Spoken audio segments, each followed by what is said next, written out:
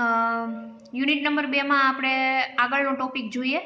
આપણે Adam Smith, David Ricardo, માલ્થસના સિદ્ધાંતો paper number 15માં ભણી ગયા. એ પછી આપણે જોસેફ શુમ્પીટરને જોઈ ગયા. હવે ભણવાના છે પ્રોફેસર જ્હોન મેનાર્ડ કેઇન્સે. બરાબર. તો પ્રશ્ન એવો છે કે પ્રોફેસર જ્હોન મેનાર્ડ કેઇન્સનો આર્થિક વિકાસનો સિદ્ધાંત સમજાવો. પ્રસ્તાવનાથી શરૂઆત કરીએ. સૌથી પહેલા તો આપણે જ્હોન મેનાર્ડ વિશેની જે કાંઈ પ્રસ્તાવના છે એ જોઈએ. તો કે એમાં એનો જન્મ પરિચય આવશે, કયા કયા પ્રકાશનો, કયા કયા પુસ્તકો, ટૂંકમાં એનું જીવન પરિચય આવશે. જોઈએ. પ્રોફેસર જ્હોન મેનાર્ડ કેઇન્સનો જન્મ ક્યારે? તો કે જૂન 1883માં બ્રિટનના કેમ્બ્રિજ શહેર હતો ત્યાં થયો હતો. અને એના માતા પિતા છે ખૂબ વિદ્વાન હતા. એટલે કેઇન્સ ઉચ્ચ પ્રકારની માનસિક શક્તિઓ અને વાતાવરણ લઈને જન્મ્યા હતા એવું કહેવામાં આવે છે.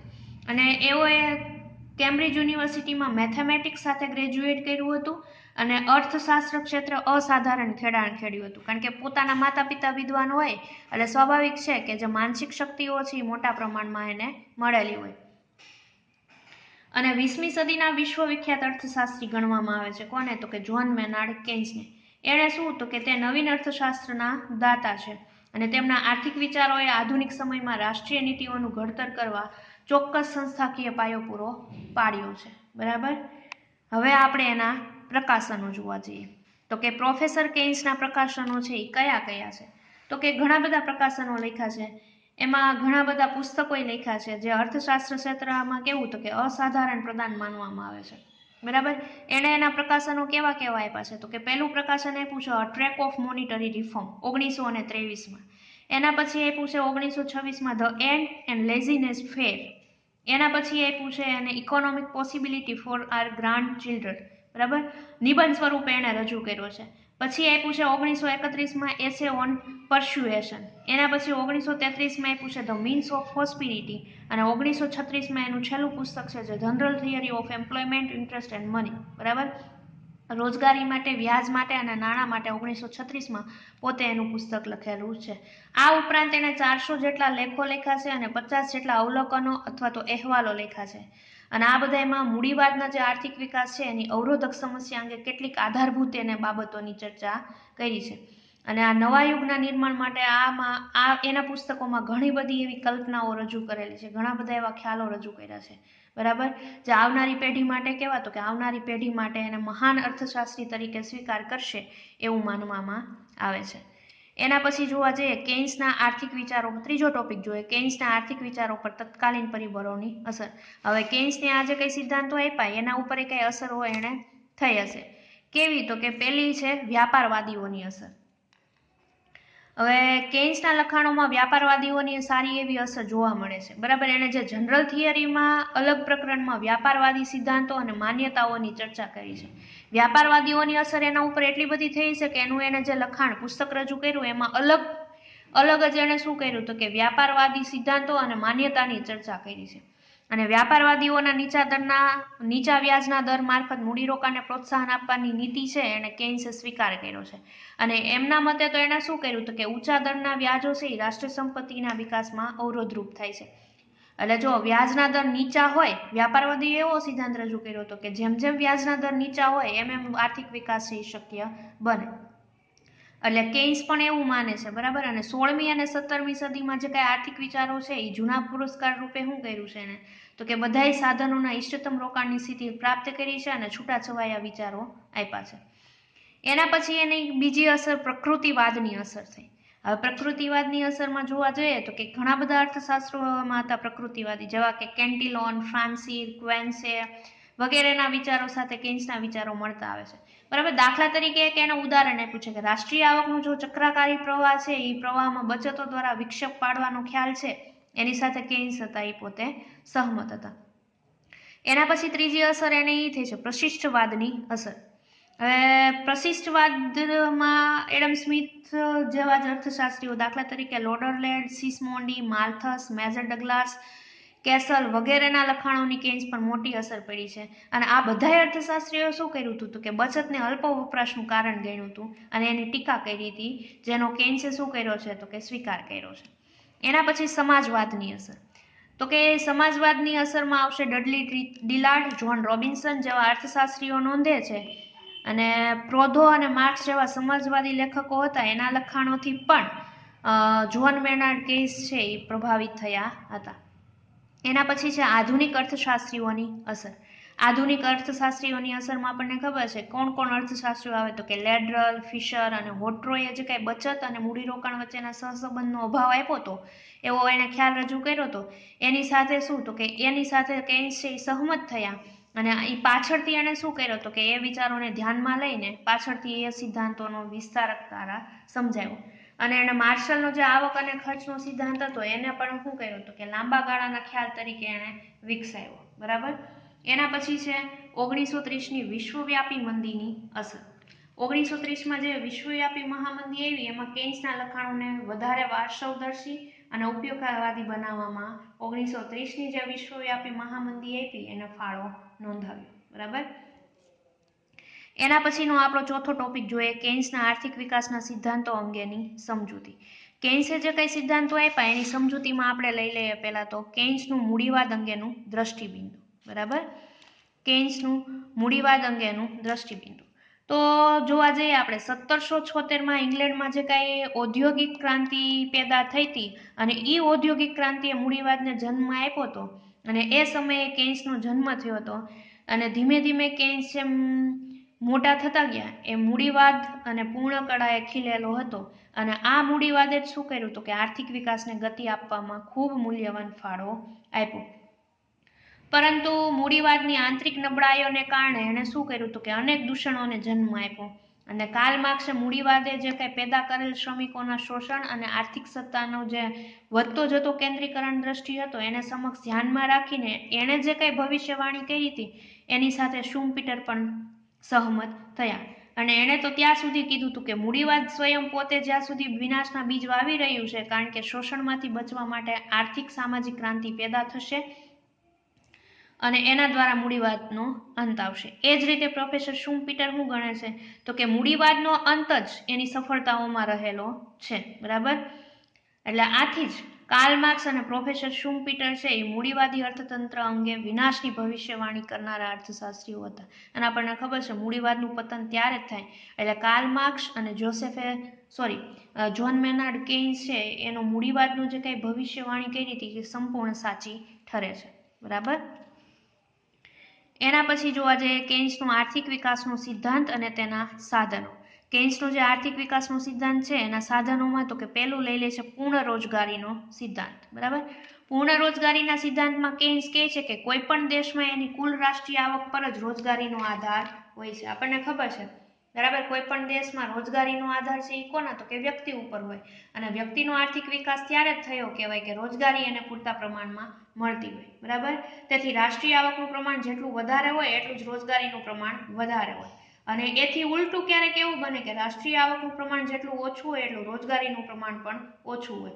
હવે આ રીતે રાષ્ટ્રીય આવક અને રોજગારી વચ્ચે સવળો સંબંધ હોય. જો રાષ્ટ્રીય આવક વધે તો શું થાય રોજગારીનું પ્રમાણ વધે, રોજગારીનું પ્રમાણ વધે તો રાષ્ટ્રીય આવક વધે એટલે સહસંબંધ થયો. એટલે વિકસિત જે મૂડીવાદી દેશોએ અર્થતંત્રમાં પૂર્ણ રોજગારીના સ્થિતિને શું આપ્યું તો કે જન્મ આપ્યો અને એવું પણ કીધું કે વસ્તીના વધારા સાથે રાષ્ટ્રીય આવકમાં સતત વધારો કરતો રહેવો જોઈએ તો જ પૂર્ણ રોજગારીનો સિદ્ધાંત છે એ રજૂ કર્યો. એના પછી બીજું આપ્યું અસરકારક માંગનો અર્થ. અસરકારક માંગના અર્થમાં કેન્સના જે સિદ્ધાંતો છે એ અસરકારક માંગના સિદ્ધાંતમાં કેન્દ્ર સ્થાન ધરાવે છે. કઈ રીતે તો કે આ અસરકારક માંગ એટલે કોઈ એક વ્યક્તિની માંગ નહીં પરંતુ કેવી તો કે સમગ્ર સમાજની માંગ. અસરકારક માંગ સમગ્ર સમાજની માંગ હોવાથી કુલ માંગ પણ કહેવાય છે અને કેન્સ તો એવું માને છે કે અર્થતંત્રમાં જ્યાં સુધી રોજગારીનું પ્રમાણ અસરકારક માંગ પર આધારિત હોય ત્યારે એ અસરકારક માંગની સપાટી એટલી ઊંચી હોય કે ઉત્પાદનમાં પણ વધારો થતો રહે. માંગ જેમ જેમ વધે એમ ઉત્પાદનમાં વધારો કરવો પડે. બરાબર. અને એવું પણ માને છે કે અર્થતંત્રમાં એવું તેજીનું વાતાવરણ પેદા કરવાનું કે આર્થિક વિકાસની ગતિ વેગ પકડે પરંતુ જો અસરકારક માંગમાં ઘટાડો કરો તો ઉત્પાદનમાં પણ ઘટાડો થાય. એટલે શુમ્પીટર એવું માને છે કે અર્થતંત્રમાં મંદીનું વાતાવરણ પેદા થાય એવું કરવાનું નહીં અને મંદીનું વાતાવરણ પેદા થાય તો આર્થિક વિકાસ છે એ અવરો થાય. એથી કેન્સ એવું કહે છે કે મંદીજન્ય બેરોજગારીના સમસ્યાને હલ કરવાનો અસરકારક માંગમાં વધારો કરવો જોઈએ. એના પછી ત્રીજું આપ્યું છે અસરકારક માંગમાં નિર્ધારક પરિબળો. બે આપ્યા છે અસરકારક માંગના નિર્ધારક પરિબળો કુલ માંગ કિંમત અને કુલ પુરવઠા કિંમત. પહેલા આપણે જોઈએ કુલ માંગ કિંમત. કોને કહીશું કુલ માંગ કિંમત? તો કે કેન્સ એવું માને છે કે રોજગારીનું પ્રમાણ વધે એમ ઉત્પાદન પણ વધે. એટલે શરૂઆતમાં તો થોડા સમય સુધી વધારાની આવકનું પ્રમાણ વધારે હોય એટલે કુલ માંગ કિંમત રેખા ડાબી બાજુથી નીચે તરફ જમણી તરફ જાય, બરાબર. એ આકૃતિ દ્વારા આપણે વધારે સમજશું. પણ આપણે શુમ્પીટરની અસરમાં જોઈએ તો કે કુલ માંગ કિંમત એટલે શું? તો કે નિયોજકનો હેતુ મહત્તમ નફો કમાવાનો હોય. એટલે રોજગારીની કોઈ એક સપાટીએ ઉત્પાદન થતું હોય અને ઉત્પાદનના વેચાણમાંથી જે આવક મેળવવાની નિયોજક અપેક્ષા રાખે તે વેચાણની આવકને રોજગારીની સપાટીને શું કહેવાય? કુલ માંગ કિંમત કહેવાય, બરાબર. અને કુલ પુરવઠા કિંમત. હવે કુલ પુરવઠા કિંમતમાં કેન્સ એવું સમજાવે છે કે રોજગારીની કોઈ એક સામાન્ય સપાટીએ કામ કરવા માટે નિયોજકને પ્રોત્સાહન મળી રહે, પછી ઈ પ્રોત્સાહન મેળવવા માટે ન્યૂનતમ આવકને કુલ પુરવઠા કિંમત કહેવાય, બરાબર. અને રોજગારીના કોઈ એક ચોક્કસ સ્તરે ઉત્પાદક છે એ કેવું? તો કે લઘુત્તમ વેચાણ આવક તો છે જ, અને લઘુત્તમ આવક છે એ પ્રાપ્ત થવી પણ જોઈએ, બરાબર. હવે આપણે સમજીએ આકૃતિ દ્વારા સ્પષ્ટીકરણ. હવે પ્રોફેસર જ્હોન મેનાર્ડ કેન્સે જે કંઈ સિદ્ધાંત રજૂ કર્યો છે એને આપણે આકૃતિ દ્વારા સમજવાનું છે. સમજીએ આકૃતિ દ્વારા.